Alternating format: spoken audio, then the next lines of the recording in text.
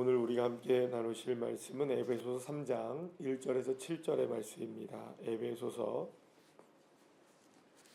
3장 1절부터 7절까지의 말씀 함께 합독하시겠습니다.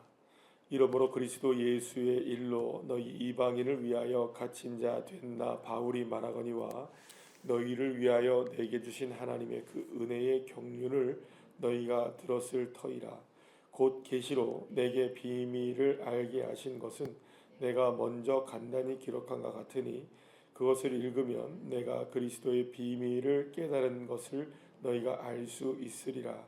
이제 그의 거룩한 사도들과 선지자들에게 성령으로 나타내신 것 같이 다른 세대에서는 사람의 아들들에게서 알리지 아니하셨으니 이는 이방인들이 복음으로 말미암아 그리스도 예수 안에서 함께 상속자가 되고 함께 지체가 되고 함께 약속에 참여하는 자가 됨이라. 이 복음을 위하여 그의 능력에 역사하시는 대로 내게 주신 하나님의 은혜의 선물을 따라 내가 일꾼이 되었노라. 아멘. 할렐루야. 바울은 에베소서를 쓰던 당시에 로마의 감옥에 갇힌 상태였습니다. 그래서 오늘 본문 1절 말씀에 오시면 이러므로 그리스도 예수의 일로 너희 이방인을 위하여 갇힌 자 된 나 바울이 말하거니와 이렇게 말합니다. 그러니까 자신의 지금 상태가 자유롭지 못한 감옥에 갇힌 죄수의 신분이라는 것을 에베소 교인들에게 그리고 또 초대교회 성도들에게 알려주고 있는 것이겠죠.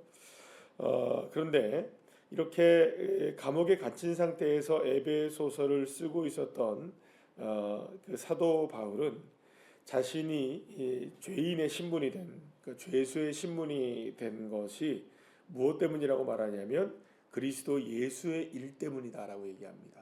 그러니까 자기는 원래 감옥에 갇힌 사람입니까? 아닙니까? 감옥에 갇힌 사람이 아니라는 거죠.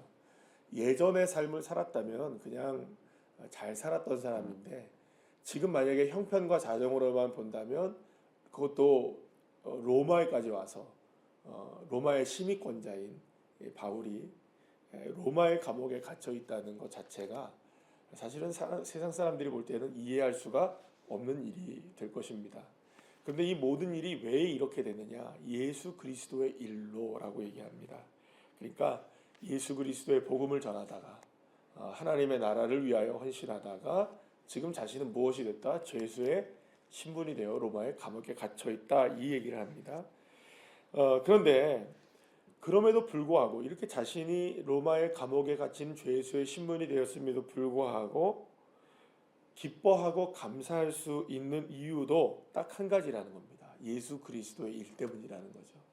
그러니까 예수 그리스도의 일 때문에 자신의 죄인이 되고 감옥에 갇힌 것이 원망이 아니라 불평이 아니라 한탄이 아니라 오히려 기뻐할 수 있고 감사할 수 있고 찬양할 수 있게 되었다라고 사도 바울은 이야기하고 있는 겁니다. 그게 왜 그러냐? 예수 그리스도의 십자가의 은혜를 깨달았기 때문이었습니다. 만약에 예수 그리스도가 아니었다면 일어나지 않을 일이었음에도 불구하고 일어났단 말이에요.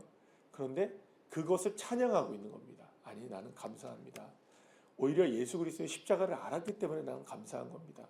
지금 내가 설령 감옥에 갇혀 있다 할지라도 예수 그리스도를 모르고 세상에서 승승장구만 살아갔던 것보다는 예수 그리스도를 알고 내가 감옥에 갇혀 있는 게 훨씬 더 감사한 일입니다. 여러분, 이게 우리가 이해할 수 있는 일은 아니잖아요. 근데 그게 뭐 때문에 가능한 것이냐? 예수의 십자가의 은혜를 경험했기 때문이라고 사도 바울은 이야기하고 있는 겁니다. 사도 바울의 입장에서는 하나님의 나라를 생각해 보면 그는 자연스럽게 자기는 하나님 나라의 백성이 되는 줄 알고 있었어요. 왜냐하면 자기는 어디의 출신이니까 유대인 출신이니까요. 그런데 자기가 지금 예수 그리스도를 만나고 나보니 십자가의 은혜, 그러니까 다메섹 도상에서 예수님을 만나고 난 다음에 예수님을 만나고 회심을 하고 난 다음에 자기가 하나님 나라를 바라보니 예전에 자기가 유대인으로서만 생각해 볼 때에는 하나님의 나라의 백성이 될 수 없었다는 걸 깨달았다는 거예요. 할례만 받았다고 해서 유대인이라는 혈통만 가지고 우리가 하나님의 자녀가 되는 게 아니다라는 걸 깨달았던 거예요. 그러니까 유대인이든 이방인이든 할례로 뭐 혹은 뭐 율법을 지킴으로 예수님을 하나님 나라의 백성이 되는 게 아니라 예수 그리스도를 믿지 않으면, 예수의 십자가의 은혜를 알지 못하면, 오직 그 믿음이 없으면은, 예수님이 없으면은 내가 하나님의 나라의 자녀가 될 수 없다는 걸 깨닫게 된 것이죠. 그러니까 사도 바울이 깨달은 건 뭐냐면 자신은 유대인이지만 사실은 하나님 나라의 외인이었다는 겁니다. 그러니까 자기가 예수를 모르기 이전에는. 그래서 예수를 알고 난 이후에 비로소 자신은 유대인을 떠나서 하나님의 자녀가 되었다는 걸 고백하고 있는 것이죠. 그러니까 혈통적으로 어떤 뭐 외적인 표지로 할례나 뭐 여러 가지로 우리가 구원을 받는 것이 아니라 오직 예수 그리스도의 은혜로만, 십자가의 은혜로만 구원을 받고 하나님의 자녀가 될 수 있다는 것을 철저하게 누가 깨달은 걸까요? 이 사도 바울이 깨닫게 되었던 것입니다. 그러니까 예수님을 만약 몰랐다면 이 일이 일어날 수가 없었던 것이죠. 예수를 알게 되었기 때문에 지금까지 얼마나 자신이 잘못된 인생을 살았었는지, 여러분 얼마나 많이 의가 충만했어요. 예수 그리스도를 믿는 사람들을 잡아서 죽이려고 했고, 그리고 또 하나님 나라를 핍박하는 자였단 말이에요. 그러니까 자기가 솔직히 말해서 이런 겁니다. 하나님 나라의 괴수 중에 괴수, 그러니까 우두머리 중에 우두머리, 죄인의 우두머리 중에 우두머리가 누구냐? 자기 스스로였다. 자기. 그런데 지금 돌이켜 예수 그리스도를 바라보니 내가 구원을 받게 된 것이다. 이 혈통이 문제가 아니다. 예수 그리스도 때문에 내가 하나님 나라가 되었고, 지금은 사실은 어떻게 해볼까요? 세상 사람들이 볼 때는 바울이야말로 죄인이죠, 그죠? 못 전할 걸 전하고 사회를 어지럽히고 있고 또 말도 안 되는 이야기를 하고 있는 거예요. 그러니까 이게 세상이 지금 거짓된 것으로 바라보고 있을 때에는, 세상이 거짓된 것으로 바라보고 있을 때에는 자기 자신 스스로가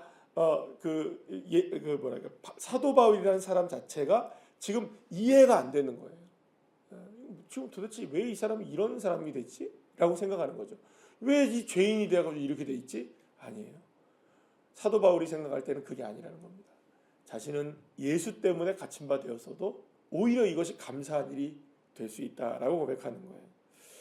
바울이 이방인에게 복음을 전하는 자로서 이렇게 사명을 감당하면서 모든 것을 그들을 위해 이렇게 쏟아붓고, 뭐 자신이 수없이 많은 전도의 사명의 길을 감당하고 때로는 매를 맞아 죽기도 하고 버려지기도 하고 많은 사람들에게 핍박을 받고 또 오늘 이렇게 에베소서를 쓰고 있었던 로마의 감옥에 갇혀 있는, 이 감옥이라는 것이 여러분들 지금 우리나라 이런 데가 아니고 땅 파가지고 굴 안에 여러분들 가서 보시면 알겠지만 처참합니다. 그 감옥이라는 것 자체가 얼마나 비좁고 말도 안 됩니다. 그런 데는 사람이 있을 수 있는 데가 아니에요. 지금 우리가 생각할 때 뭐 깨끗한 뭐 이렇게 영화에서 여러분들 보는 뭐 그 지하 감옥 이 정도가 아니에요, 여러분들. 엄청납니다. 그러니까 그런 곳에서 사도 바울이 있었다고 생각하면 그 예수 믿는 사람들이, 그 죄인들이 다 그런 데 있었던 거죠. 그러니까 인간 이하의 취급을 받으면서 있었던 이유, 세상 사람들이 이해를 못하는 거예요. 그게 예수 그리스도 때문에 감사할 수 있다는 게 어떻게 여러분들이 이해가 되겠습니까? 그런데 사도 바울이 이렇게 복음을 전할 수 있었던 이유, 그렇게 핍박을 받으면서 감옥에 갇히면서까지도 복음을 전할 수 있었던 건 뭐냐면, 자기 자신이 생각할 때 나도 하나님을 만나기 이전에는 무엇이었습니까? 이방인에 불과했던 거예요. 영적인 이방인에 불과했던 거죠. 그 예수님을 비로소 믿음으로 말미암아 자신도 무엇이 된 겁니까? 하나님 나라의 백성이 진짜 된 것이니까 나 같은 사람이 얼마나 많아요, 그죠? 유대인들은 물론이거니와 이방인들은 얼마나 여러분들 예수를 모르고 살아가잖아요. 그러니까 이들에게 예수를 전해야 자기와 같은 거짓된 것에 살아가지 않고 온전히 주님을 바라보고 살아가며 하나님 나라의 백성이 될 수 있는 길이 열려져 있는데, 여러분 보세요. 이방인들에게는 이방인들조차도 모르지만 이방인들 그 사람들 아예 몰라요. 그죠? 내가 하나님의 자녀가 될 수 있다는 걸 알까요? 모를까요? 몰라요, 여러분들. 여러분들 지금 우리 주변에 살아가고 있는 사람들 중에 예수를 안 믿는 사람들이, 교회를 안 다니는 사람하고 예수를 안 믿는 사람들이 예수의 이름을 부르면 구원을 받고 천국 백성이 된다는 사실을 알까요? 모를까요? 몰라요, 여러분들. 알면은 교회를 안 나오겠습니까? 예수를 안 믿겠습니까? 모르는 거예요. 이 비밀을 모르는 거예요. 그러니까 그렇게 그냥 살아가는 거예요. 거짓에.